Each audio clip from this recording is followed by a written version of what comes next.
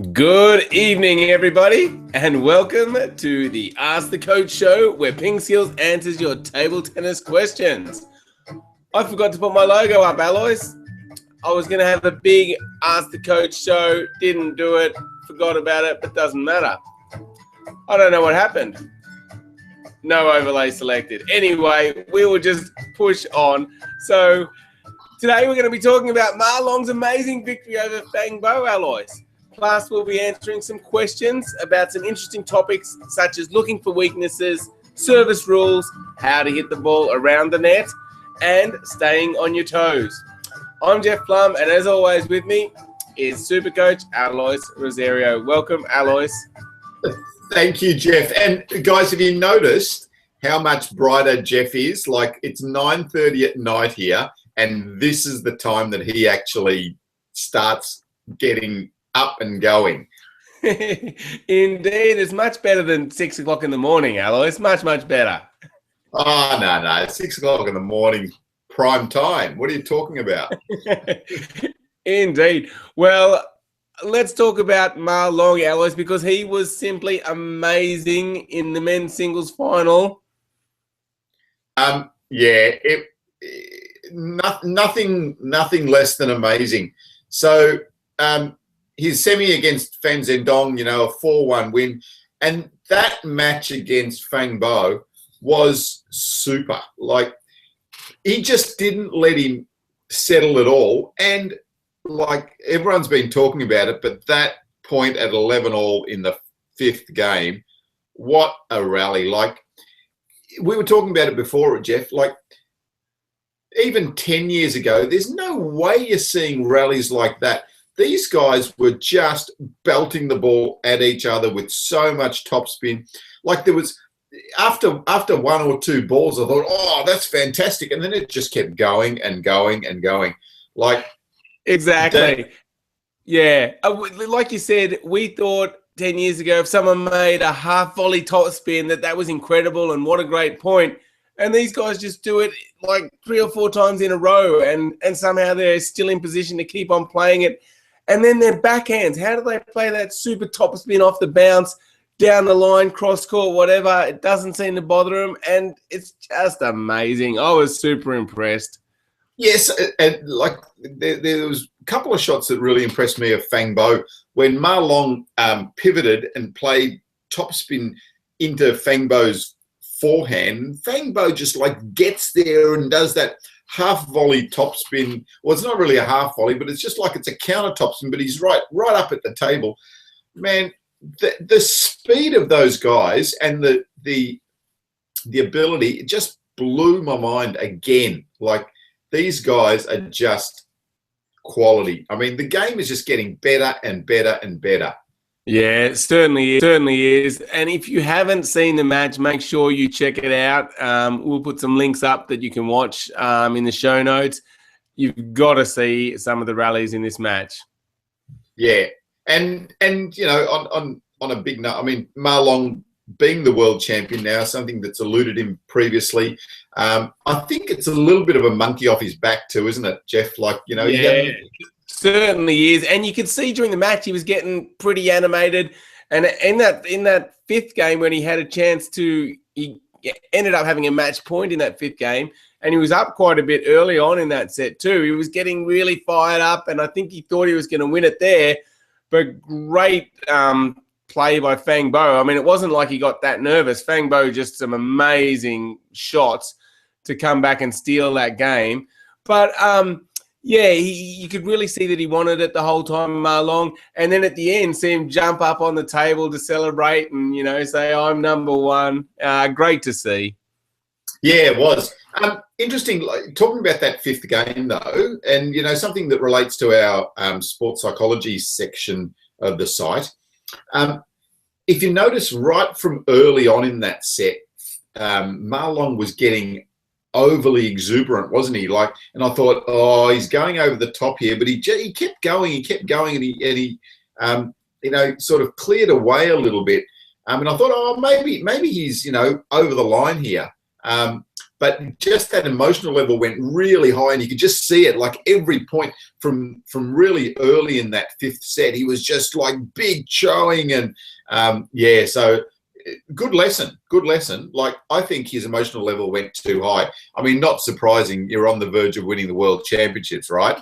But his emotional level was a little bit high, and that's why he just couldn't close out that fifth set. So, yeah, I mean, you got to give some credit to Fang Bo as well. There's some pretty amazing table tennis to come back. But, yeah, I mean, maybe he did just go over the top just slightly. Yeah. So, yeah, but brilliant table tennis. Love it. And definitely the best world championship so far as far as presentation, publicity, promotion. Good job. I loved it. Yeah, brilliant. Well done, everybody. And at the ITTF, great job. And, I think people are going to be talking about this for ages. I think some of the highlight rallies are going to be seen millions and millions and millions of times because it was, some scintillating table tennis. Yeah, absolutely. And Jeff, sort of on a related point, later this year, it looks like we're going to get a chance to go to the Australian Open and do the commentary on there, and see some of these better players in the world live and commentate on it. So yes, in June, I'm really looking forward to this, Alois, because the Australian Open, our home tournament, great to see it on the ITTF Pro Tour. Great to see the ITTF, making these things more professional, and we're going to be commentating. It's going to be great. I like it. On the world tour. Let's go. Indeed. Yeah, so, we're very excited about that one. Now, yesterday's PingSkills question of the day, Alois, was, what have you learned from the World Championships? For me, the speed of the game is getting faster. The plastic ball has made no difference to the results. And thirdly, that the Chinese technically and physically are just still a step ahead. Yeah, that was what I was going to be saying, Alois, but I was going to say more than a step ahead. When you watch the Chinese play some people from different nations, it looks like it's hard for the opponents to even win a point, let alone win a set, let alone win a match. The Chinese just are so well balanced, so fast, so quick. It just looks like they're never going to miss a table tennis ball. They're a long way ahead in my mind. So other countries have got a lot of work to catch up. Yeah, I think so. Yeah, and now with Fang Bo, I mean, we didn't really have him on the radar of taking over, but Fang Bo is there, Fan Zhendong is there, and Ma Long's probably still got another world's left in him, definitely. So yeah. But for me, a big highlight was watching Ma Long win the title for the first time. Great to see. And you did pick the winner of both the men's and women's singles, Jeff. I'd just like to remind you. That is true. Yes, I did.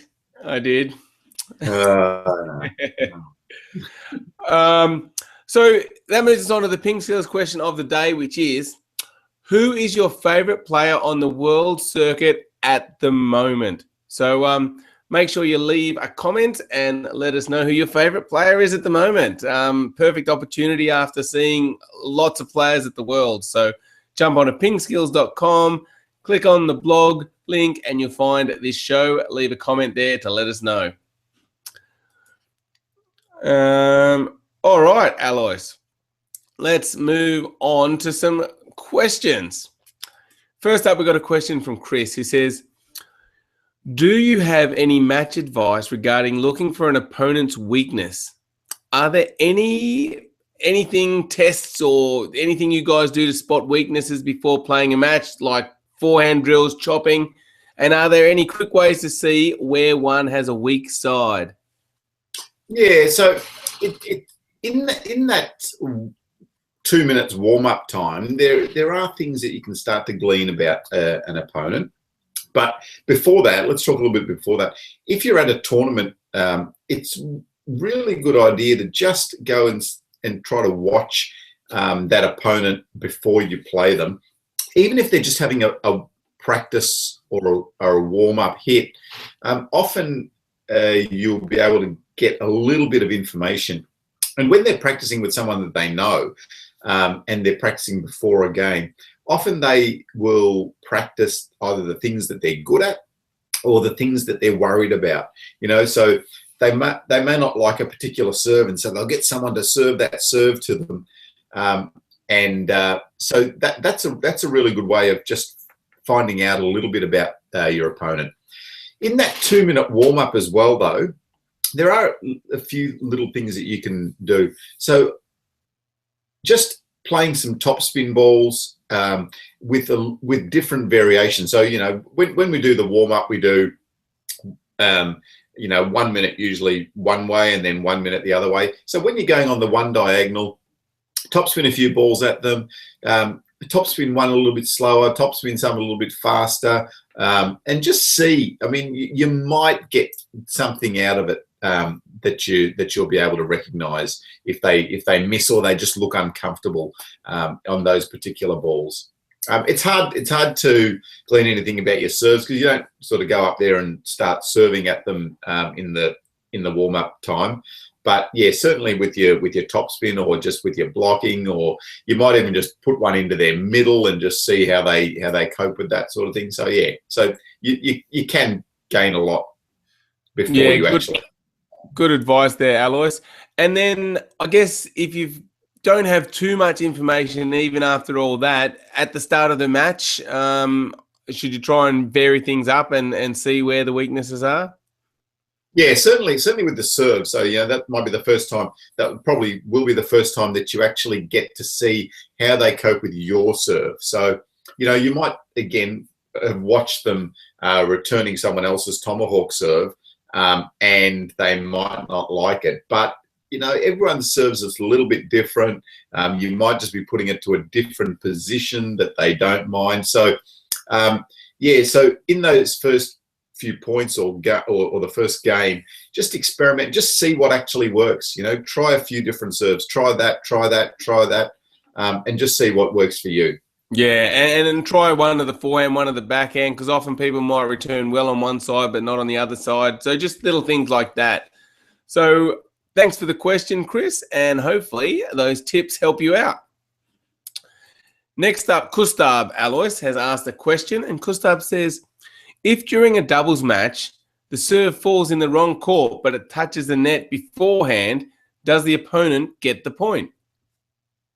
Yeah, so they do. So to be a let, the ball has to touch the net and go in the correct box or the correct court. If it goes in the other court, it's a fault and it's the other person's point. So, so it has to land in the correct court for it to be a let. There you go. That was an easy one. Quick answer. Good one. Now, Thad has a question, and Thad says, what sort of spin should I use when trying to play around the net? I've tried this twice in the last few weeks. I've done topspin on my backhand and side spin on my forehand, on both occasions losing the point.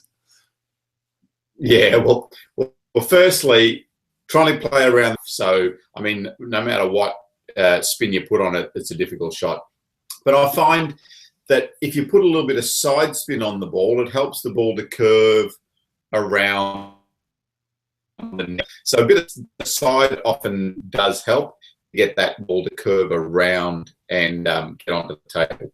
It's hard to play with a straight top spin unless you're really wide and you've got a clear, or the ball's got a clear path. And and that only happens when your opponent plays it out really wide to you and you can get there and get to it. So, side spin probably the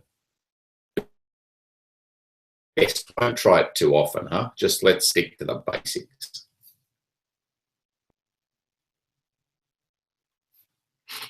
You're muted, I think. Yeah, stick with the basics, Alois. That sounds like good advice.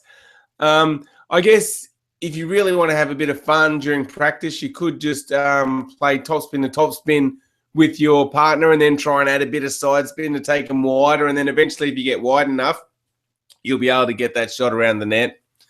That can always be a bit of fun. All righty. Yeah. Oh, you've just cut out a bit there, Alois. But anyway, I'll move on to the next question from Ilya. Ilya says, if I stay on the balls of my feet with the heels barely touching the floor, it is much easier to make small adjustments of my position. Should I try to keep myself in such position all the time? And what is a good off-table exercise to help this? Yeah, so basically, yes, you should. Have a look at our lesson on the basic stance. So we talk about being having your feet quite wide, bending your knees, being down really low, a little bit forward, so that if this is my feet, so that the weight is a little bit more on the front of your foot rather than on your heels. If the weight's on your heels, you haven't got any spring. If the weight's on your toes, you've got a bit of push. And so, yeah, so you really want to have the weight on the front part of your feet.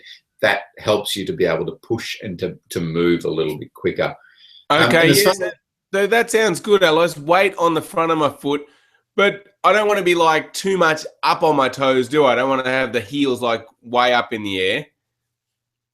No, it's just marginal. In fact, you know, your actual heel could even be actually touching the ground, but it's just shifting weight forward. So yeah, you certainly don't want to have your heel up like that. You're basically like that, but just think about your weight moving forward on the front rather than on the back of your feet. Yeah, so definitely. Okay, and are there any good exercises to help practice this? Yeah, so footwork's one. So just practicing your footwork with multi-ball is good, but then also as an off-table thing, skipping can be really useful, because when you're skipping, you basically have your weight on the balls of your feet. It also builds up your calf muscles, which help you to be able to push a little bit faster. Excellent. All right. Well, Ilya, try that. Try some skipping. Try some footwork exercises. And, yeah, keep going with that. As you've seen, it's much easier to make small adjustments if you are just on the balls of your feet. So it's great you've picked that up, and keep working on that, and your footwork will just keep getting better. Everybody, make sure you visit our website, PingSkills.com. We got lots of great information there. You can sign up for our free newsletter. We got lots of free videos. And if you want to take your game even a step further, you can sign up for the premium membership, where we've got a whole series on serving, receiving. We've got a 52-week training plan with masterclasses. And a lot of our premium members really enjoy that 52-week training plan, where each week we send you out a new training plan focusing on something that will help you improve your game. So if you want to take your game to the next level, check out the premium membership at PingSkills.com. Well, Alois, that wraps up episode 118. As we mentioned at the start of the show, what an amazing victory by Ma Long. Absolutely great. And just a little of table tennis.